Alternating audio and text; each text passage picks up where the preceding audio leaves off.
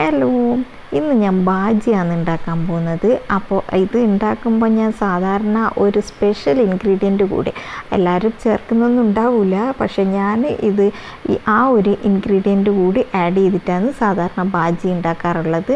Taste വേറെ ഒരു taste ആയിരിക്കും, വ്യത്യസ്തമായിട്ടുള്ള ഒരു ടേസ്റ്റ് ട്രൈ ചെയ്യാൻ വേണ്ടിയിട്ട് ഇങ്ങനെ ഉണ്ടാക്കാത്തവർ ഒന്ന് ഉണ്ടാക്കിയിട്ട് ട്രൈ ചെയ്ത് നോക്കുക കേട്ടോ.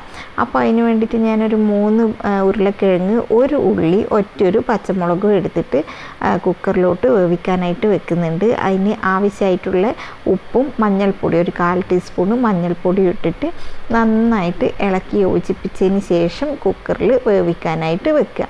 വേറെ പൊടികളോ കാര്യങ്ങളോ ഒന്നും ആവശ്യമില്ല. ഇതിൻ്റെ അകത്ത് മഞ്ഞൾപ്പൊടിയും ഉപ്പും മാത്രം ഇട്ട് കൊടുത്താൽ മതി. അത് ഇട്ട് നന്നായിട്ട് ഇളക്കി യോജിപ്പിച്ചതിന് ശേഷം കുക്കറിൻ്റെ മൂടിയിട്ടതിന് ശേഷം വിസിലും വെച്ചിട്ട് ഒരു 2 വിസിൽ മതിയാകും. 2 വിസിലാകുമ്പോഴേക്ക് തന്നെ ഉരുളക്കിഴങ്ങ് നന്നായിട്ട് വെന്തിട്ടുണ്ടാവും. അങ്ങനെ ഞാൻ വിസിലിട്ട് കൊടുക്കുന്നുണ്ട്. 2 വിസിൽ വന്നതിന് ശേഷം തുറന്നപ്പോൾ നന്നായിട്ട് വെന്ത് വന്നിട്ടുണ്ട്.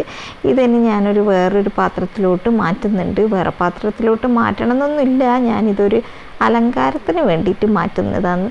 എന്തായാലും വീഡിയോയിൽ എടുക്കുന്നതല്ലേ എന്ന് വിചാരിച്ചിട്ട് വേറെ മാറ്റുന്നതാണ്. ഇനി ഇത് നന്നായിട്ട് ഉടച്ചു കൊടുക്കുന്നുണ്ട്. ഇത് ഉടച്ചു കൊടുക്കണമെന്നൊന്നുമില്ല, ഓരോരോ ആൾക്കാർ ഓരോ രീതിയിലായിരിക്കും ഉണ്ടാക്കുന്നത്.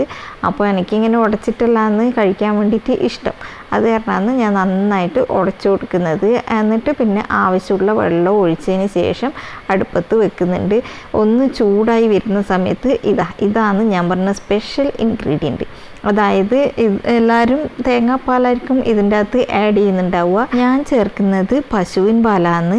സാധാരണ നമ്മുടെ പശുവിൻ പാൽ, കാച്ചി വെച്ച പശുവിൻ പാലാണ് ഞാൻ ചേർക്കുന്നത്. അതിന് കാച്ചി വെച്ചില്ല എന്നുണ്ടെങ്കിലും കുഴപ്പമൊന്നുമില്ല, ഇത് തിളച്ചതിന് ശേഷം മാത്രമേ നമ്മൾ ഉപയോഗിക്കുള്ളൂ. അതുകൊണ്ട് പശുവിൻ പാൽ ആഡ് ചെയ്ത് കൊടുക്കുന്നുണ്ട്.